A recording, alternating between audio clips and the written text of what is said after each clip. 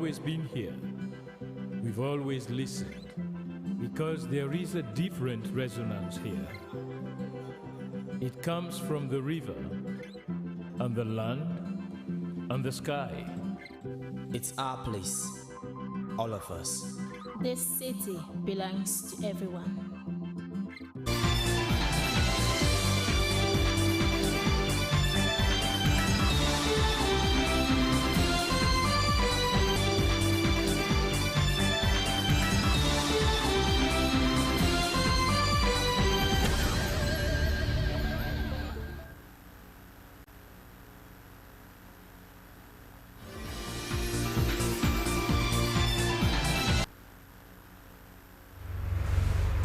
Good afternoon from Broadcasting House. I am Aminata Fofana with the news coming up in this edition.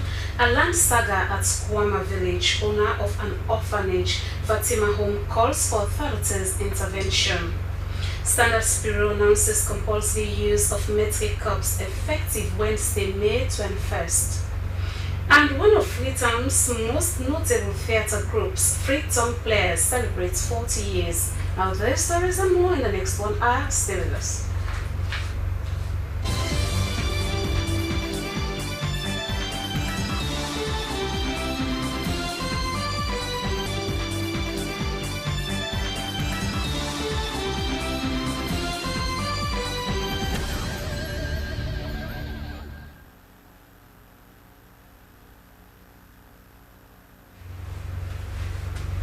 Welcome back.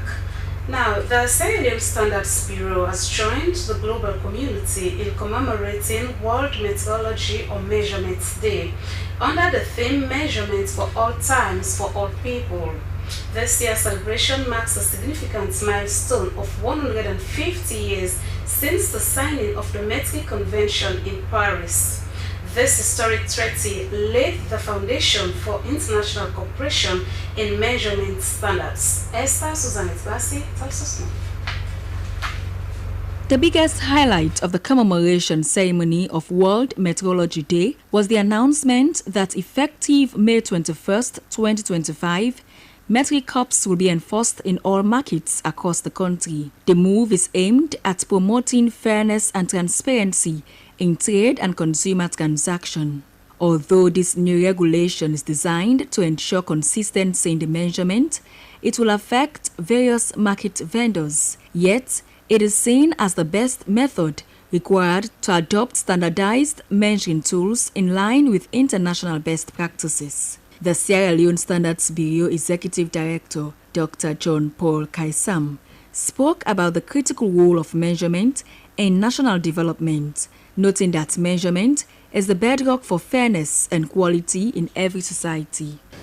Our path has been one of resilience. We have confronted infrastructural gaps, navigated resources constraints, and rallied stakeholders to organize that measurement. It's not a luxury, but a right of development. Yet with an unwavering resolve, we have turned challenges into stepping stones. Meanwhile, UNIDO country representative Mariatu Soare described meteorology, which is the science of measurement, as a universal language of trust and a tool for empowerment, noting that the day was not only a celebration of standardization, but a reaffirmation of their commitment to the principles of accurate measurement. And as UNIDO, we want to use this day to reaffirm our commitment to meteorology, the science of measurements, the invisible engine behind the industrial growth, innovation, fair trade, and equality of life. Meteorology is the constant guardian of progress. National and international trade increasingly require a demonstrated conformity to written standards and specification and mutual recognition of measurement and tests. Deputy Minister of Trade and Industry, Madam Fatmata Kamara, commended the strides made by the Standards Bureau and reaffirmed the government's commitment to modernizing its institutions. She said government was transforming the Sierra Leone Standards Bureau and upholding a robust measurement system. Measurements for all people. And picture this. Even utero, when we were inside the womb of our mothers, the babies go through measurement, right? Otherwise, if there is something that the doctor detects that the size of this fetus is too small or too big, it tells us that what? There is a pending problem. So this tells you the importance of measurement. World Meteorology Day serves as a global reminder of the importance of measurement in every aspect of life, from health and safety to climate change and international trade. For SLBC News, Esther Suzanette Bassi reporting.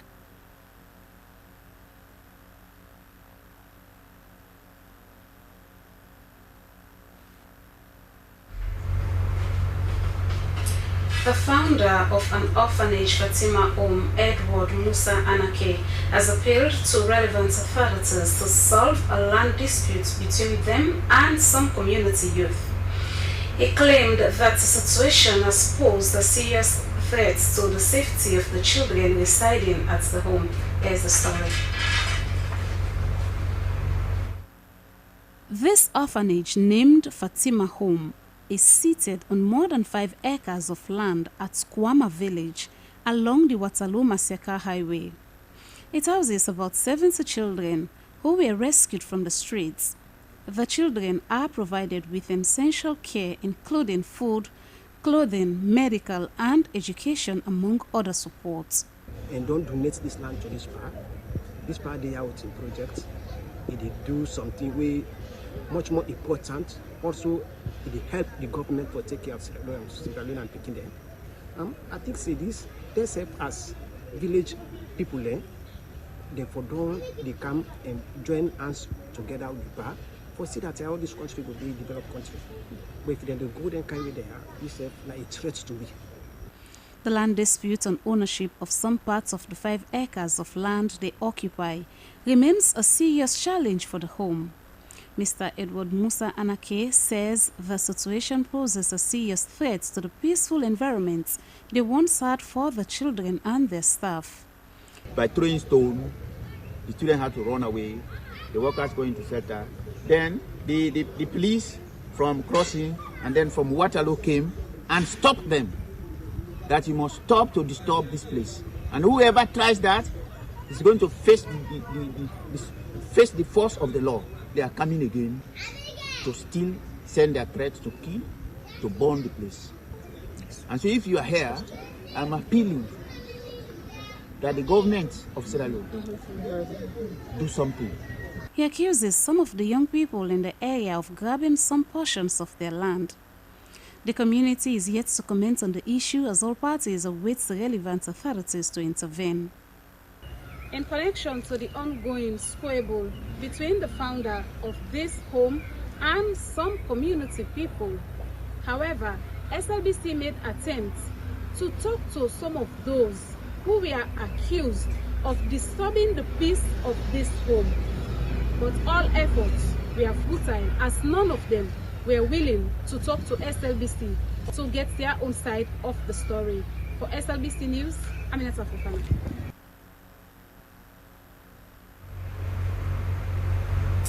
As part of its long commitment to promoting education in the country, the United States Embassy in Sierra Leone has undertaken its first ever Education USA College Fair.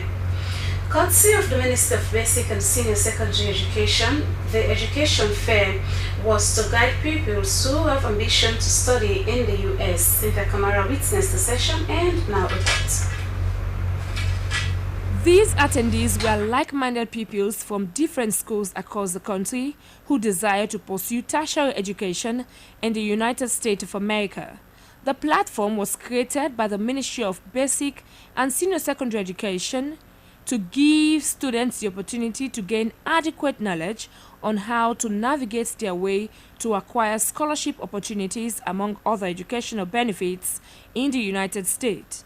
Delivering his keynote address, the U.S. Ambassador to Sierra Leone, Bryant David Hunt, said the United States desires to welcome driven and ambitious Sierra Leonean students into their institutions, including the best and brightest. He encouraged students to pursue career in high-growth sectors such as technology, healthcare, manufacturing, and finance, among others, noting that they were vital for transformation. Well, I think this gives them an opportunity to understand what's out there. Each student will now need to decide which university or which type of university or college is right for them and right for their future.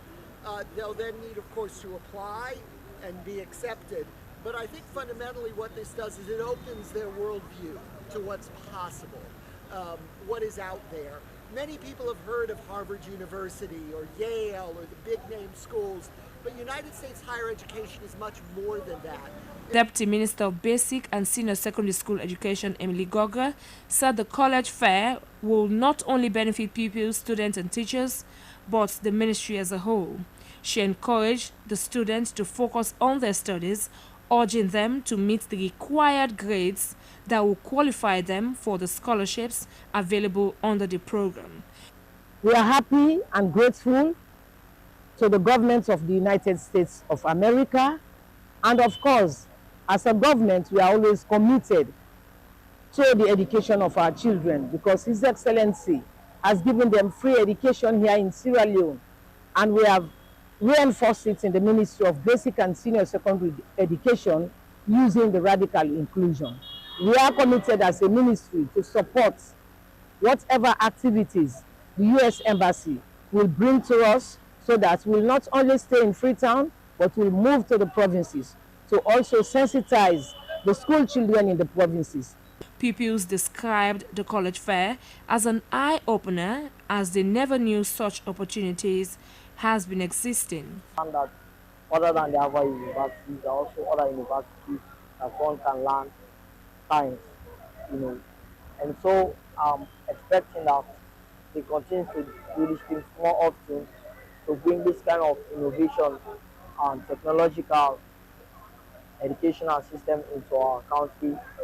We're expecting very higher things from them, such as the financial aid, the refunding of our scholarships, and a lot more. After taking them through the criteria, pupils were optimistic that they will be beneficiaries of the scholarship opportunities and called for amendment in area of financing. For Slbc News, Cynthia Kama reporting.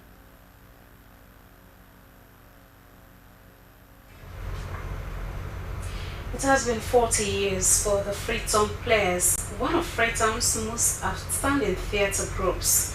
The group rose to fame in the 1980s, entertaining audiences, and succeeded in expanding the role of theatre from just entertainment to an effective tool for information and education. Christina Kamala witnessed the 40th anniversary celebration at the National Peace Museum and now reports.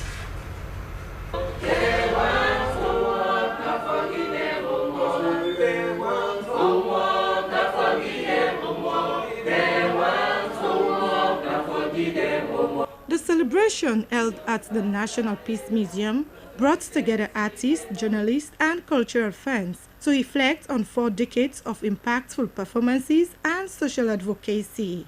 Founded in 1985, the Freetown Players have been instrumental in using theatre as a medium for education, awareness, and community engagement. According to the founder of Freetown Players, Charlie Amfna, their goal is to not only celebrate their past, but also to inspire the youth to come on board in promoting cultural expression and social change. He said they wanted them to understand the power of performing arts in addressing social issues of fostering unity within their communities. As a performance group, first of all, what we set up for us, I say, for raise the level of theatre in this country. First thing, I be just amateur. Omangu sit down, they look one play, they laugh, they do all things done. But we come in 1985 for reform that function. We try for now to introduce theatre as a tool for information, for communication, for education, sensitization, when a new one comes around the world time. The event featured series of local songs and performance that highlighted the group's journey. The audience was treated to a lively display of talent in bridging the gap between generations. A young performer, Fatou Cissé, said being a member of the Freetown Players means a lot to her, noting it is amazing to see how theatre can make a difference and bring people together through edutainment, sensitization and performance in the form of drama, songs and traditional dance. The benefits where possible get for joining Freetown Players and learn the history, then you were able to know like the difference way then from how we country we did before and how we did now. They see a lot of changes to happen, and we're putting them there where we live for bring back, where we'll actually help we as a nation. The anniversary celebration included workshops aimed at educating young artists about the importance of cultural expression and the role of theatre in social change. The Freetown Players are committed to empowering the next generation of performers and ensuring that their message continues to resonate. Slbc News in Freetown, Christiana Kamara reporting.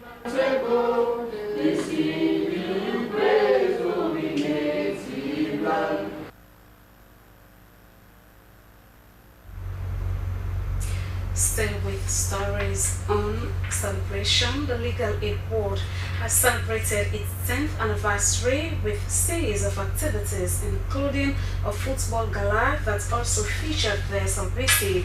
In 10 years, the board's first and current executive director, Fatmata Clark-Hansels, says the institution has made a lot of achievements and also outlined a number of challenges. She was on our Good Morning Sierra Leone show and spoke more to my colleagues Emmanuel Samura and Esther Sako. We thank God. It has not been easy. It's a roller coaster. Because to pick an organization just from Parliament, they act as it is on a piece of paper, and to give flesh and blood to it and to put it nationwide, and for it to be a household name, I am humbled. I've given legal aid to over 2 million Sierra Leoneans, and that is record number. We have won dozens of awards. We're in all districts. We track the Black Maria. We help with the high courts, and we do a lot of civil matters for women and children. At least now, even in the districts and in some of the chiefdoms, women have somewhere where they can go, especially when they suffer issues with their husbands or their relatives, or children have somewhere to go. And so it's been good that we went to Parliament last week, and it was heartening to hear parliamentarians say in their constituencies, people don't even now take witch gun, juju, sasa, they go to legal aid board offices. And the essence of the legal aid is, it's a beautiful act which has been enacted by a lot of countries around the world, including Sierra Leone. It gives legal education, legal representation, it solves community level problems, it looks at issues from the family to the home, to the community, to the courts. So we're in the local courts, we're in the general courts, we're in the high courts, we're in the magistrates courts. And it's been an opportunity because Sierra Leone enacted it after the TRC report. When the special court came and the TRC, the people who appeared said a lot of people took up arms because there was no justice. They had nobody who would represent them, they had no institution they could go complain to. So it was enacted in 2015, and this time we are 10 years. And in 10 years, we've been invited by the General Assembly of the United Nations, only supporting the President, to go and address at a side meeting to explain to members in the General Assembly how Sierra Leone did it, because it's a fragile state. Also, the World Bank has invited us in Washington at the global meeting, and we chaired 2 sessions. And in that meeting, they published a study done on Sierra Leone Legal Aid Board as one of the most cost-effective, efficient schemes in the world. So we are there in the communities for people men who don't provide maintenance, man they need put of money, people they only take care of woman self with their involvement, property issues, somebody dies, people are trying to take the property from the rightful owner, and also in the courts, those who are doing the serious crimes like robbery with aggravation, murder, treason, all these things. We're working with the army, we did the court martial, as part of the representation. We even got somebody to be discharged from that trial. We are also in the local courts.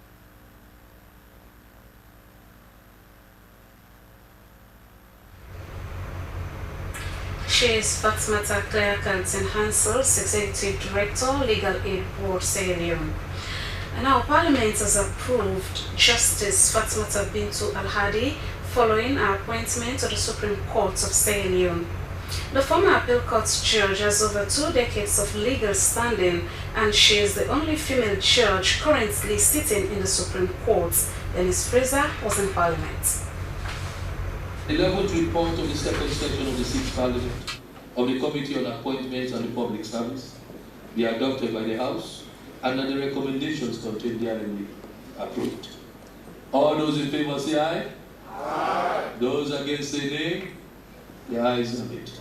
Members of Parliament give the green light for Justice Fatmata Bintu Al-Hadi to sit as a judge in the highest court